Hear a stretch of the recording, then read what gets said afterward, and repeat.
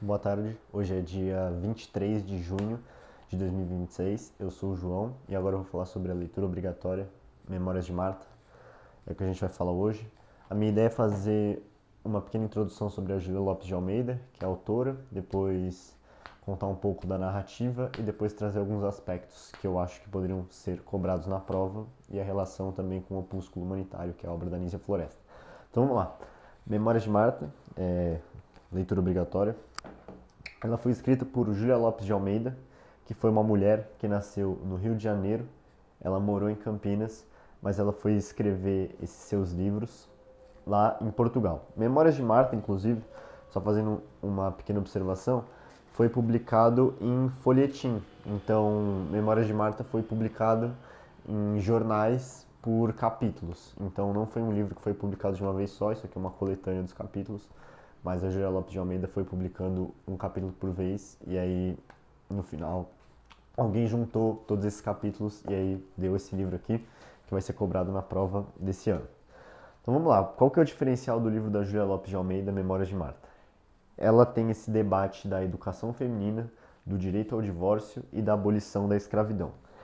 Então, o livro é publicado em 1888. Falar desses tópicos nessa época era algo complexo, principalmente se você fosse uma escritora mulher.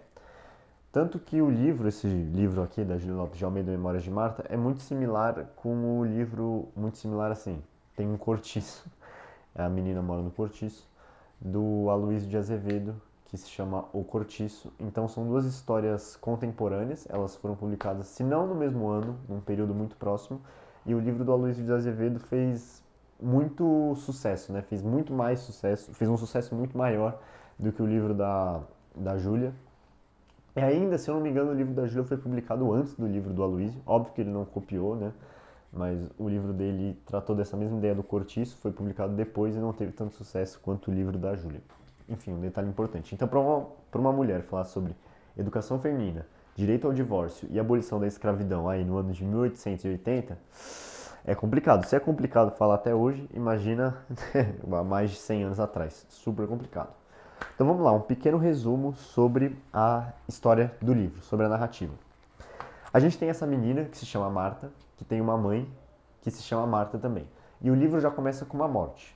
A gente se depara com a morte do pai dela, que futuramente vai dizer que ele acabou se suicidando porque ele foi injustamente acusado por um roubo da empresa, sendo que na verdade ele estava transportando um produto e ele foi assaltado, mas por vergonha, etc, ele acaba se suicidando. E o livro já começa com o velório desse cara. Já começa com a Marta pequena assustada. Enfim, essa cena passa, a gente é ambientado ao cortiço, ao local que ela mora. Então a mãe dela é uma mulher que passa roupa, é uma lavadeira, né? Ela lava roupa e entrega na casa dos clientes. E a Marta e essa mãe dela, que também se chama Marta, moram nesse cortiço, que é um lugar socialmente vulnerável, com questões sociais, etc. E ali ela tem algumas, ela tem algumas amizades, né? Então tem algumas outras crianças ali da idade dela, filhas de uma mulher que se chama Ilhoa, que é uma... Ilhoa se refere a uma pessoa estrangeira, né? Mas ali é um estrangeiro que mora no cortiço. Enfim, é uma vida simples, ela é uma menina bem magrinha, bem franzinha, bem franzina.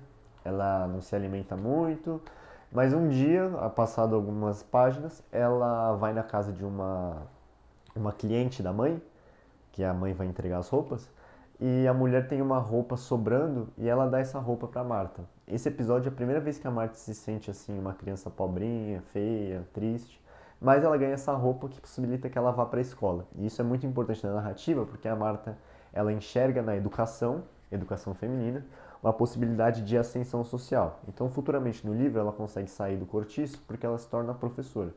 Ela, óbvio, não fica rica, milionária, mas ela consegue ali dar um final de vida um pouco melhor para a mãe dela.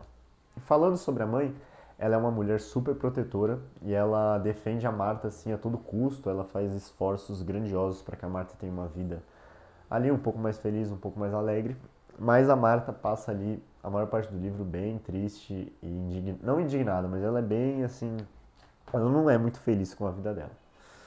Enfim, a história vai desenrolando e pequenos acontecimentos assim vão surgindo, né? Não tem nenhuma grande reviravolta, então a Marta eventualmente ela se envolve ali com as pessoas da escola, ela acaba embarcando em uma viagem, acaba se apaixonando por um rapaz chamado Luiz, esse rapaz acaba trocando ela fica muito triste, eventualmente ela se casa com um homem chamado Miranda, e o livro acaba com a morte da mãe dela, que é logo após, ali, poucos dias depois do seu casamento. Ela se casa com esse Miranda aí, que é mais velho do que ela não é apaixonada por ele, mas ele é um homem, né, nessa época aqui, 1880 era uma época que tinha muito feminicídio, né, então muitas vezes o marido matava a mulher, então só disso não acontecer acaba sendo uma certa vitória ali naquele contexto, tanto que essas amiguinhas dela de infância, filhas da Ilhoa, duas delas dá a entender que vão ser mortas pelo marido, uma coisa bem assim,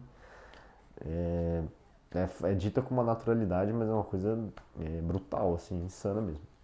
Então é isso, a história de Marta resumindo, uma menina que mora no cortiço, entra na escola, acaba se tornando professora, ascende socialmente e tem uma vida ali um pouco mais digna.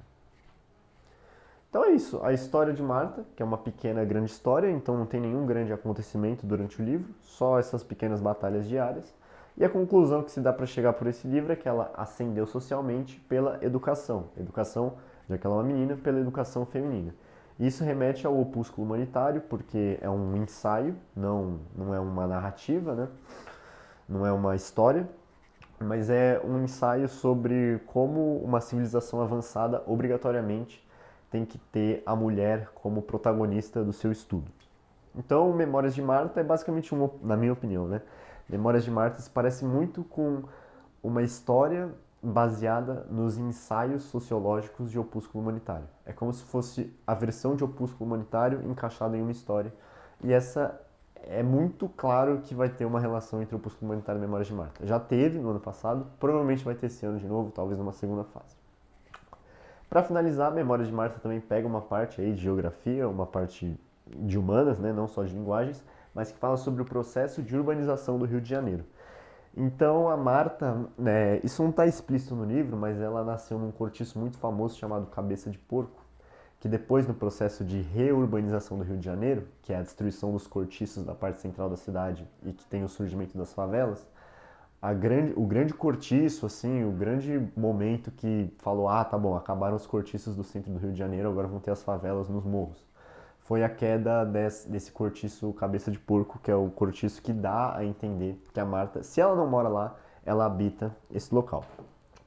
Para finalizar, falando sobre o cortiço, diferente do Aloysio de Azevedo, o cortiço não é tratado como uma personagem.